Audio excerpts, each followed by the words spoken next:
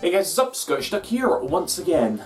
Okay, this used to be the video that I looked forward to making all the way throughout the year, you know? It's like my top 10 games of that given year. I get to look back on everything that I've played, everything I loved, and then I get to talk about and gush about it in front of the camera, which has always been a big pleasure of mine, as you all know. That was up until like last year, where some of you might remember I was actually struggling to even find 10 games that I played in 2015, okay?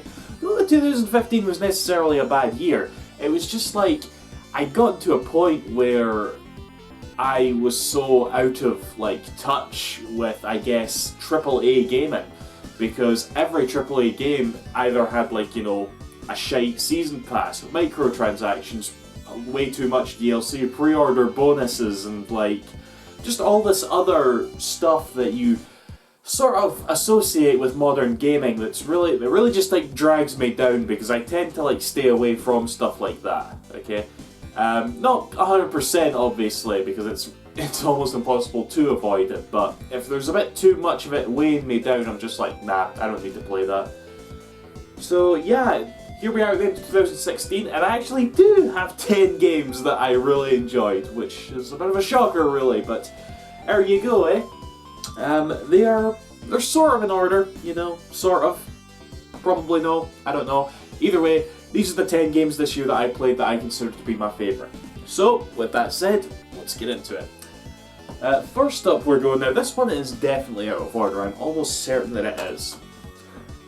Final Fantasy 15. Now, the reason that this is, I'm showing this first, because I haven't beaten it yet, and I don't really want to place it until I've beaten it. I've played for about 25 hours now or something, and I can safely say that I've already had a lot more fun with this game than I have some of the other games on this pile, you know? I just want to, I don't know, it just feels weird ranking it without ever having actually beaten it, but yeah, it feels weird that Final Fantasy could come out with a game now, a main series game, that I was really like hyped and excited for, because I was one of those people that was burned by 15, you know? Even though I wasn't even really looking forward to it that much, and I only played it for 2 hours, I was like, fuck this game, you know? It was hit me that hard, you know? And I know the game has its like fans now and shit. I've even got some like good friends who consider themselves fans of the game, but know me, definitely know me. Not a fan of Final Fantasy 13. Love Final Fantasy 15. So good. I always have to point out though that like I feel like such a prick for pointing it out, like I'm trying to like, a part of my mind is just trying to be like cynical and shit, but they really did just copy Xenoblade with this game, you know? It's the same sort of like big massive world, you can go from point A to point B, loads of like side questing, almost like a single player MMO, you know? Like the Xenoblade games tend to be like. And yeah, just things like that, I feel like should be pointed out, but it doesn't matter because it does it all so well, and yeah, really liked Final Fantasy 15. So yeah, definitely one of my top 10 favourite games. Next up, I guess this is number 10 technically then, if that's the case. Again, I don't know where I put 15, but I definitely prefer it to this one. I was quite surprised to put this on here actually. Hatsune Miku Project Diva X. Now, I started playing this game, okay, I'm a big Vocaloid fan, you guys all know this, and I was playing this and it wasn't like rubbing me the right way at first, because it had so few songs, and a lot of the songs I didn't find were that great. Had a good few ones, every Vocaloid game always has a few really good songs, you know, but there were things here that just like kept me going with it. Like, it has a really like sort of bullshit story mode where you actually like talk to all the Vocaloids and stuff, and these are like fucking mascots for voice simulation software, you know? They don't have personalities, but at the same time, I've been following these characters for like, I don't know, a good 5 years or something now, and it was actually kind of interesting to see them interact in an official product like that, you know? That and like the gameplay is obviously just as fun as it always is, you know, pressing the buttons with the songs and shit, unlocking all the costumes. The way you unlocked costumes and stuff was quite a bit different in this game, and at first again I was a bit iffy on it, but then I was like, it warmed up to me. So yeah, I was sort of looking at it thinking, is this one of my top 10 games? And I was just like, yeah, kind of is. What else to say? Future Tone, which is coming out in January though, is going to be another Vocaloid game, which is going to be a compilation of all Vocaloid songs that Sega has ever released all in one package. You know, if you're a Vocaloid fan or you're looking to get the Vocaloid, get that for definite. No songs from this game are going to be included though, which I suppose is understandable. It's still quite new, so yeah, what can you do? But either way, yeah, good job, Hatsune, good job. Right, number 8, I guess, is going to be something that was released fairly early on in the year, and that is Project Cross Zone 2. Now, this one's definitely on here more as a testament to the fan service that it gave you, as opposed to the game itself. The game itself is a fairly decent strategy RPG, you know.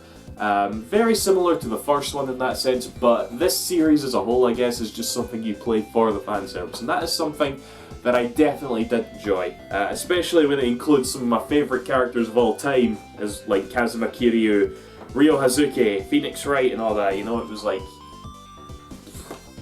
the fact that Kazuma Kiryu and Phoenix Wright are in a game together, that was like the big selling point to me. Okay, they even released a demo, and they went so far as to, like, give you a mission where the two of them were talking to each other, and it was just like, you really want me to buy this game, don't you guys?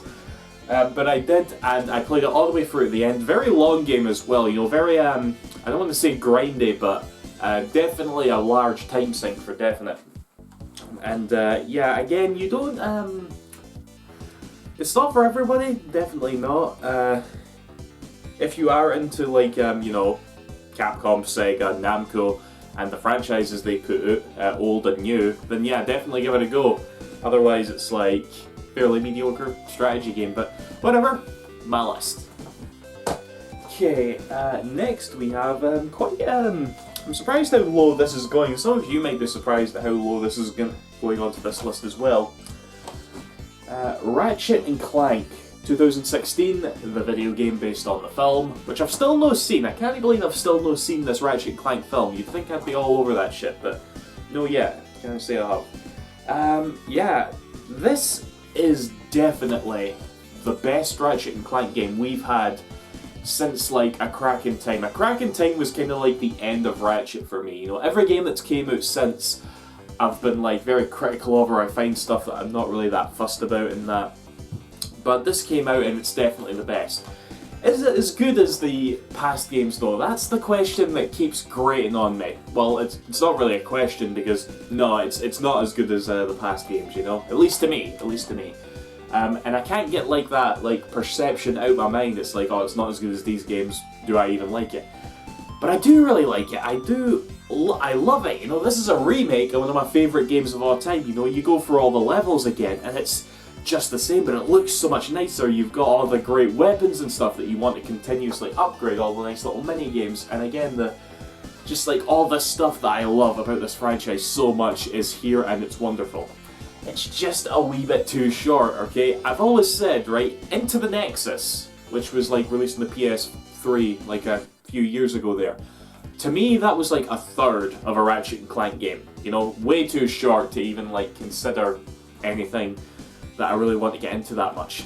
This feels like 2/3 of a Ratchet and Clank game, you know? If it was like a few levels longer, it definitely would have worked.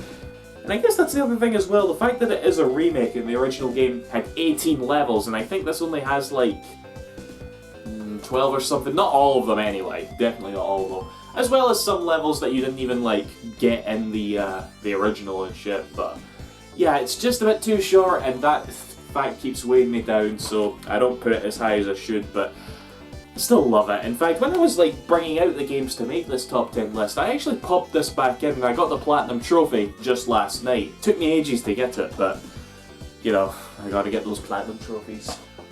So yeah, Ratchet & Clank. For number 6 we have, this was like definitely a surprise to me, Doom for the PS4. Now, I'm aware of what Doom is. I have Doom for the Super Nintendo. When I was younger, I used to play a lot of like Wolfenstein 3D for the Super Nintendo. I remember I owned that. But Doom was something that as I got older, it was just like a first-person shooter that I knew everybody loved. You know, very big on PC and stuff, but just not something I was overly familiar with. But then this comes out, sort of like reboot slash remake, you know, just like Ratchet and Clank actually, now that I think about it. And yeah, I pick it up and I'm starting to play it, and I fell in love so much. It is so fun to play this game, you know? And I guess the thing that really, like, makes this game special to me is that, to me, it almost feels like a sort of slap in the face to the past, like, 10-15 years of the first-person shooter genre. You know, because it almost felt like it was bragging about the fact that you can carry more than one weapon, you never have to reload, you're always running so fast, you know, you never have to, there's no sprint button, you just run, you know, and all that.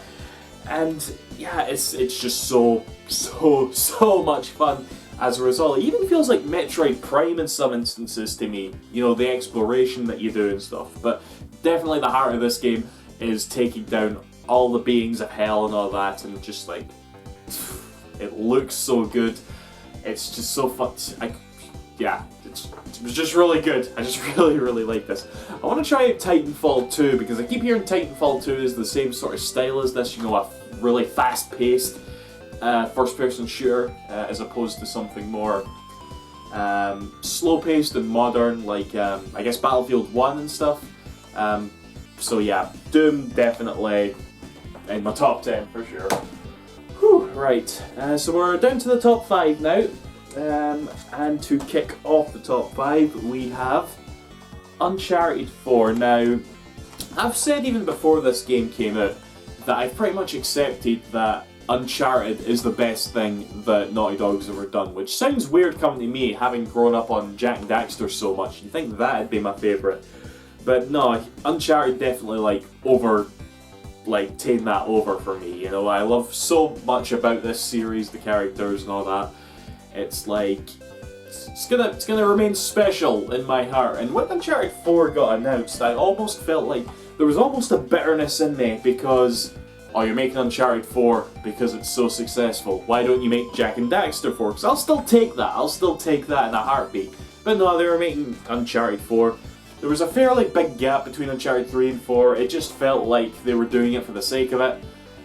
But I picked it up regardless and I started playing it, and holy shit. Like, first of all, you can't make any other big Uncharted game. I know there's that one with like Chloe and Nadine coming out, which is such a random thing that you announced at the PlayStation Experience. Fair enough, I guess, but I don't think you could ever like do a big game starring like Nathan and Elena, Sully and all that ever again. With how you finished off this one, and you finished it off wonderfully, okay? It's the same sort of game, you know, like the whole like jumping about platforming mixed in with shooting, that's always so much fun. But there's a lot more to it. The story is still like really good. I really enjoyed the sort of almost open world bits. Like almost open world, it wasn't completely, but it felt like it at times, and it was just so grand to look at, you know, especially when you're in Madagascar and shit, and you're in the game. And there was a section that was held in Scotland. That was definitely a favourite of mine for sure. I know that where I come from even looks like that in the game, but whatever, it was still cool to see. So yeah, Uncharted: A Thief's End, great end to this series for sure, and was pretty much, I'm tempted to say the best Uncharted game, honestly. I don't know if I want to put it over 2. 2 is just so wonderful. I like 1 and 3 a lot as well, but 2 and this one are definitely the 2 best, and I don't know. Anyway, okay, top 4 now. Number 4. Now, it's funny actually, looking at all these games, you know, they're all either, in fact, we've had 5 PS4 games so far and 1 3DS game, and that's pretty much what we've got coming up now, but there was another console that was sort of semi-relevant almost in 2016, and that was the Wii U, and they finally hammered the last nail in the coffin with the Wii U and in 2016 by announcing the Switch. And they had a decent effort with the Wii U in 2016, but mostly it was just a bit iffy. You know, there's Twilight Princess HD, okay. Pokken Tournament, which I think was quite enjoyed by a lot of people. Paper Mario Color Splash, which is okay, and Star Fox Zero, which is also okay. But there was one game that came out that surprised me so much that was like, oh my god, I thought I would detest this game, but I don't, I fucking love it. And that is Tokyo Mirage Sessions. Yep, I was there at E3, whenever the fuck it was at this point, moaning constantly about the fact that our Shin Megami Tensei and Fire Emblem crossover game was a fucking Japanese pop idol simulator, essentially, you know? And in a lot of ways, that's still true, but there is an extremely good RPG underneath all that here. There really is. A very good Shin Megami game that just happens to star some Fire Emblem characters, although it really doesn't, it just sort of has the names.